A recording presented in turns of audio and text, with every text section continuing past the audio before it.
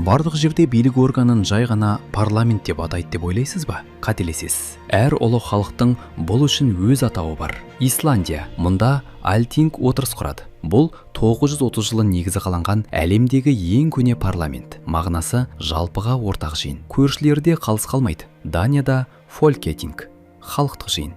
Ал Норвегияда Стортинг, үлкен жиын деп аталады. Германия тәртіпті Бундестаг. Бұл сөз немістің бунт, одақ және так, жиналыс түбірлеріне шыққан. Испания. Мұнда кортестер билік етеді. Бұл атау 12 ғасырдан бергі ақсүйектер мен халық жиындарының тарихын сақтап қалған. Және Финляндия. Эдускунта, сөзбе-сөз өкілдік орган. Барлығы нақты әрі түсінікті. Байқасаңыз, дамыған елдер өзге терминдерді көшірмейді. Олар өз тарихы мен мәдениетінің кереңдігін көрсететін төр атауларын сақтап қалған. Исландия Альтингін сақтаса, біз үшін дәл сондай қасиетті тарихи ұғым әрқашан құрылтай болып қала бермек.